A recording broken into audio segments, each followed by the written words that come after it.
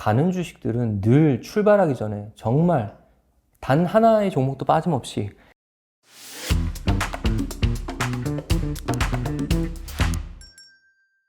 그러면 이제 지금까지는 전반적으로 성공 사례를 말씀해 주셨잖아요. 네. 근데 이게 아시다시피 한 주식만 투자하면 실패하면 또 데미지가 크잖아요. 그럼 어떤 경우가 있었어요? 그런 실패 사례 제가 개별 종목에 투자하면서 손절했던 거는 네. 2억, 그러니까 제가 2억 이상은 손절했던 적이 없던 것 같아요. 다 1억, 2억 안에서 끊었던 것 같고, 그러니까 저의 매매는 네네. 한 종목에 투자하기 때문에 이제 주식 투자의 핵심은 저는 그거라고 생각하거든요. 벌 때 크게 벌고 잃을 때 작게 잃고 어떻게 보면 되게 단순한 게임이잖아요. 근데 여러분들은 반대로 하고 계시잖아요. 대부분의 우리 개미들은 벌 때 작게 벌고 그쵸. 잃을 때 크게 잃고 네네. 또 더군다나 분산으로 여러 종목 나셨기 때문에 네. 저는 수익률을 중요시하지 않거든요. 왜냐하면 저한테는 수익률이 의미가 없어요. 여러분들은 나는 주식으로 50% 수익이 났는데 그럼 보면 투자한 돈은 100만 원, 50만 원인데 50% 수익이 난 거예요. 근데 정작 큰 돈을 투자할 때는 내가 1억이 들어가고 3억이 들어가고 5억이 들어갈 때는 5억에 10% 수익 나면 5천만 원이잖아요. 큰 돈이잖아요. 네네. 네, 그래서 50만 원에 1000% 수익 나는 것보다 저는 그게 더 의미가 있다고 생각하거든요. 그래서 제가 종잣돈을 계속 늘리고 큰 승부를 저는 보려고 했거든요. 근데 큰 승부의 핵심은 벌 때 크게 벌고 잃을 때 작게 읽는 거예요. 왜냐하면 우리도 인간이기 때문에 매번 이길 수 없거든요. 그래서 저는 벌 때는 3억, 5억, 10억 이렇게 크게 벌었고 네네. 잃을 때는 5천만 원, 1억 그리고 맥스 한 2억까지 잃었어요. 그래서 여태까지 5년 동안 제가 투자하면서 손절했던 종목, 예전에 제가 중소항공주에 들어갔는데 호가창이 너무 얇은 거예요. 그래서 어떤 위기가 찾아왔었는데 제가 한 번에 던졌더니 2, 3%가 빠지더라고요. 그렇죠, 해당 그렇겠죠. 종목이.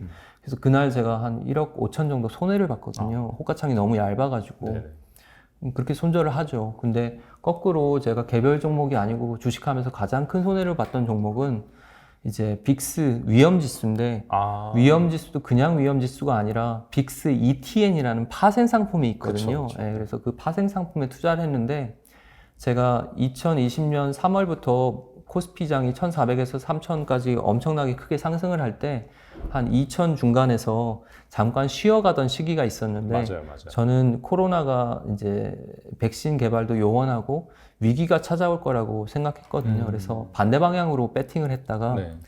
물렸죠. 네네. 왜냐하면 그때 이제 나스닥이 연준에서 통화량을 풀면서 이제 급격하게 상승을 다시 하기 시작하고 최고점을 향해서 달리니까 빅스 지수도 속절없이 무너지는데 그렇죠. 저는 더군다나 빅스 ETN을 들고 있었으니까 네. 갑자기 이게 하다가 아니라 거의 진짜 하루 이틀 만에 5억이라는 손해가 나버렸거든요. 네네. 그래서 제가 그때 전 재산이 15억이던 시절인데 5억이면 3분의 1이잖아요. 네. 그래서 그날 많은 고민을 했어요. 기다려볼까? 네. 근데 제가 그때 판단했던 기준은 여러분이 돈을 잃더라도 절대 내 모든 걸 잃어서는 안 돼요. 우리는 인간이기 때문에 잃을 수 있잖아요. 그래도 내 모든 걸 잃으면 안 돼요. 그런 투자를 하면 안 돼요. 그래서 저는 그날 제 전 재산의 3분의 1인 5억을 손절했습니다. 그랬는데 결과적으로 보면 그 빅스 ETN이란 종목이 3개월 뒤에 6분의 1 토막이 났거든요. 그러면 어떻게 보면 제 주식 인생은 만약에 제가 그날 손절을 하지 않았더라면 거기서 끝날 수도 있었어요. 근데 그것도 어떻게 보면 제 원칙이 그랬고 그 원칙을 지켰기 때문에 제가 그때 그나마 10억이라는 재산을 가지고 빠져나올 수 있었던 네네. 거잖아요. 근데 그것도 어떻게 보면 저는 운이라고 생각해요. 만약에 그때 제가 손절 안 했다면 또 인생이 어떻게 바뀌었을까요? 그거는 모르는 일이잖아요. 그렇죠. 네, 그래서 저도 여러분들 중에 저를 이제 좀 비판적인 시각으로 바라볼 수 있죠. 충분히 그럴 수 있다고 생각합니다. 네. 근데 그런 분들이 되게 하시는 말씀이 그래, 그렇게 하다 골로 간다. 그렇게 하면 한 번에 망가질 수 있는데 집중 투자니까. 네, 집중 투자하니까. 근데 네네. 저는 제가 승부를 걸 때 저 네. 나름대로의 근거가 있거든요. 이러이러해서 나는 승부를 거는 거야. 그리고 나름대로의 기준이 있거든요. 나는 이 주식이 이렇게 가지 않으면 얼마엔 던질 거야. 나는 그 기준이 있는데 막상 그 기준이 왔을 때 대부분의 사람들은 주저하기 시작하거든요. 왜냐하면 너무 아까우니까.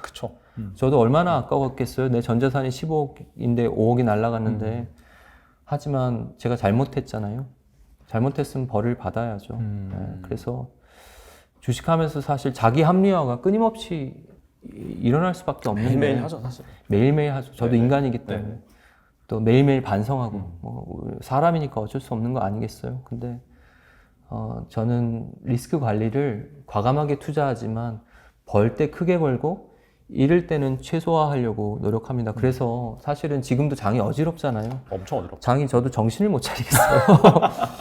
속담 욕이라서 좀 그렇지만 네. 뭐 XX년 널뛰듯이 한다고 저는 네네. 정말 장이 왜 이러지? 이런 생각 많이 네네. 했거든요. 네. 근데 제가 지난 1년 동안 8종목, 한 7종목 정도 투자를 해서 한 번 손절 3천만 원 하고 그 나머지 종목은 제가 다 3억 이상 익절을 했거든요. 네네. 제가 이런 말씀을 드리면 상승장이라 그랬던 거 아니에요? 근데 상승장이 아니었잖아요. 3월, 2월부터 올해는 아니었죠, 사실. 아니었잖아요. 네. 횡보장이었잖아요. 네네. 횡보 하락장. 네네. 근데 제가 그렇게 할 수 있었던 거는 제가 잘나서가 아니라 그냥 한 종목 한 종목에 집중했어요. 그리고 아까 제가 방송 전에도 이 선생님이랑 잠깐 얘기 나눌 때 그런 얘기 했는데 저는 작년에 제가 5억이라는 돈을 잃으면서 네. 서울에 집을 사는 걸 사실 포기했습니다. 네네. 왜냐하면은 네. 그 서울의 전세가 제가 살고 싶은 동네는 10억이 넘더라고요. 그럼 내년에 이사를 가면 전세금이 10억이 넘으니까 제 종잣돈이 또 들어가야 되는 전세금의 입장이었어요. 네. 그래서 저는 지난 5년간 월세를 살았거든요. 주식 투자한다고. 전세 보증금도 투자를 했기 때문에. 근데 어찌됐든 이사를 가야 되는데 강남 집값이 너무 오르니까 저는 사실 집 사는 거를 포기하고 있었거든요.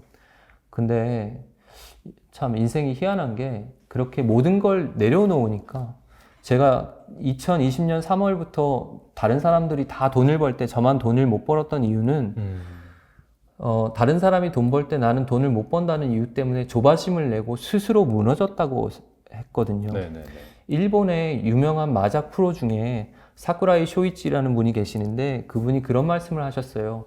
우리는 남들이 우리를 잘못되게 해서 실패한다고 생각하지만 승부의 99%는 스스로 무너지는 경우가 대부분이다라는 말을 했거든요. 저는 2020년 6월, 7월에 스스로 무너졌습니다.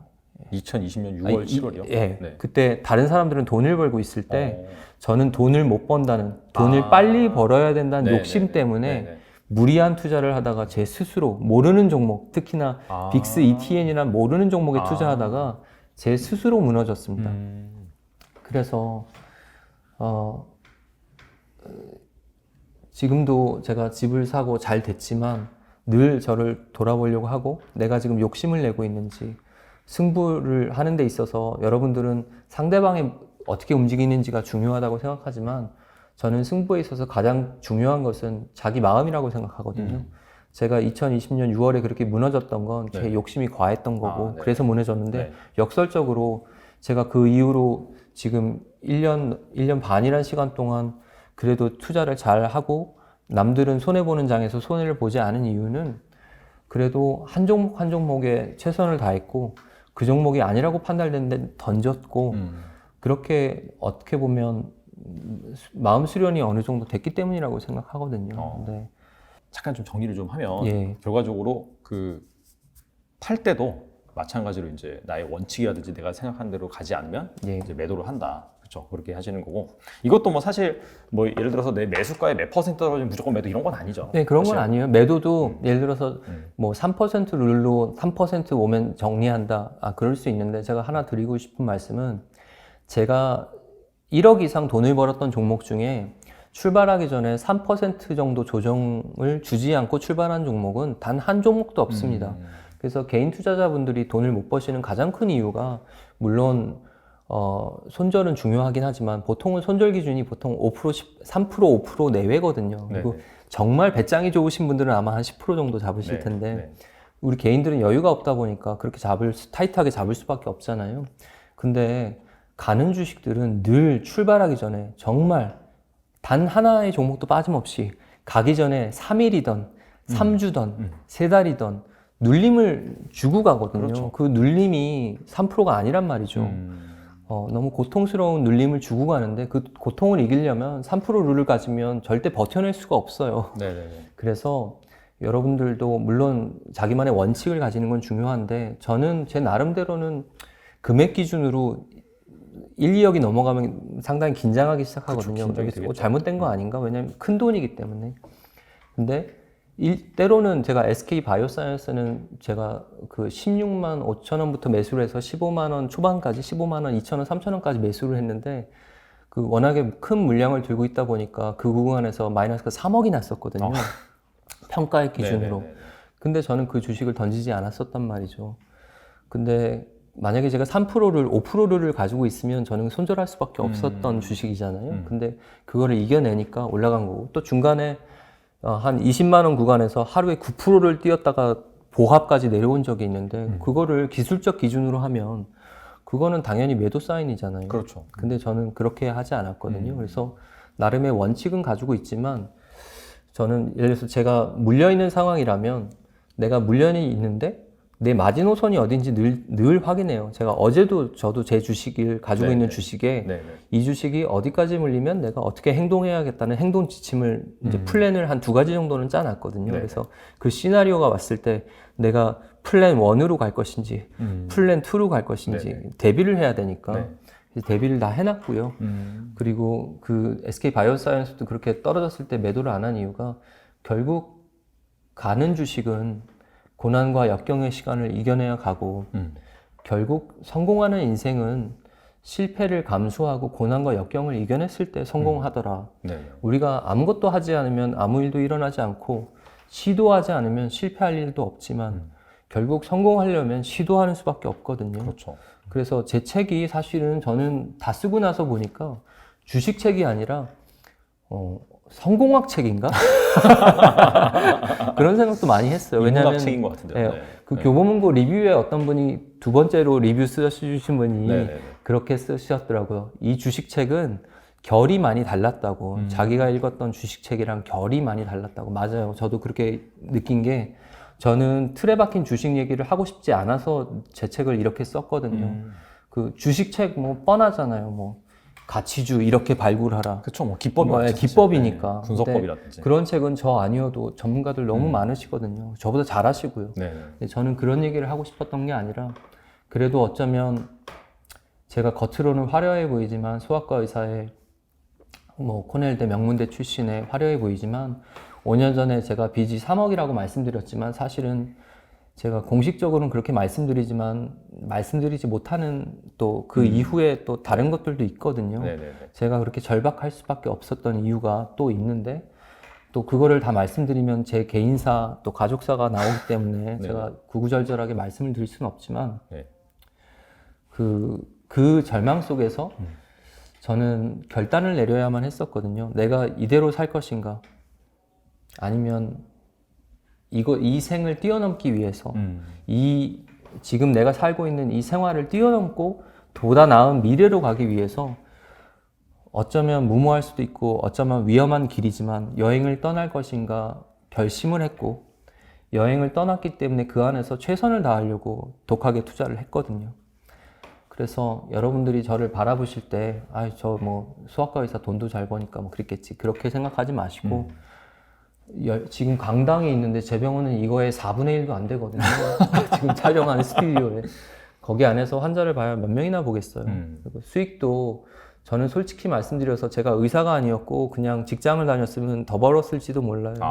그렇기 때문에 네. 너무 조금 잘 안 되는 병원 소아과 의사였기 때문에 저는 크게 승부를 볼 수밖에 없었고 네네. 그 승부의 매개체가 주식이었기 때문에 제가 지난 5년간 주식에 빠져서 살았던 거거든요. 네. 그래서 어쩌면 개미 5년, 새우 55억은 주식책이 아니라 어쩌면 그냥 한 아빠의 가장으로서 인생 얘기를 하고 싶었고 그 인생 얘기를 주식이라는 도구를 통해서 한 건 아닌가 그런 생각을 해봅니다.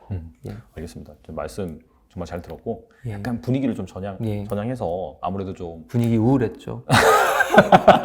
우울한 게 아니고 예. 감동적이었죠. 그랬나요? 네, 감동적이었죠. 예. 근데 사실 제가 좋아하는 그 투자자 중에 그 헝가리의 워렌 버핏이라고 해서 앙드레 코스톨란이라고 있는데 코스톨라니 선생님. 그 주식 심리학의 맞아요, 대가잖아요. 맞아요. 그분도 그런 말을 했어요. 주식은 고통의 대가다. 예. 예. 앙드레 코스톨라니 선생님은 뭐 우리 강방천 회장님이 항상 나오셔서 좋은 주식을 사서 수면제를 먹어라. 사실은 그것도 코스톨라니 할아버지가 했던 얘기고 네네. 그 다음에 코스톨라니 할아버지가 했던 재밌는 위트 있는 얘기 중에 부자가 되고 싶으면 부자인 여자와 결혼을 하라가 맞아요, 1등이고 맞아요. 네, 네. 2번은 사업을 하라, 네. 3번이 투자를 하라였거든요. 맞아요. 네. 그래서 저는 미안하지만 그렇게 부자인 여자와 결혼을 안 했고 네. 저희 뭐 와이프가 방송을 보면 싫어할 수도 있겠지만 또 뭐 두 번째로 사업을 할 수도 없는 상황이었고 그래서 저는 코스톨라니 할아버지의 3번 투자를 할 수밖에 없었거든요. 그래서 네네. 여러분도 마찬가지일 거예요. 그 뭐 대부분 직장을 그러시겠죠. 다니시고 또 버는 돈 빠듯하잖아요. 그 안에서 제가 전에 어떤 방송에 나와서 너무 그렇게 아끼면서 투자하지 말라고 했더니 또 댓글에 뭐 돈 많으니까 뭐 그런 얘기 하는 거 아니야. 그런데 제가 말씀드리는 건 예를 들어 볼게요. 예를 들어서 내가 100만 원을 투자해요. 근데 100만 원 투자해도 생활이 빠듯하잖아요. 근데 매달 100만 원씩 투자를 하고 있는데 내가 더 큰 돈을 벌겠다고 130만 원, 150만 원을 투자하면서 본인의 인생을 피폐하게 만들지 마세요. 저는 그 얘기를 드리고 싶었던 거예요. 그렇죠. 그게 예, 중요하죠. 우리가 할 수 있는 범위 안에서 투자를 하다가 보면 네. 또 거기 안에서 수익이 나고 또 그렇게 확신이 있으면 누가 시키지 않아도 또 150만 원을 넣어서 투자를 할 수도 있는 거잖아요. 돈이 벌리니까 기쁜 일이니까. 네. 근데 뭐 자기 인생이 피폐해지면 너무 쫓기기 때문에 제가 무리해서 투자하지 말라고 말씀을 드린 거고, 네, 그렇습니다.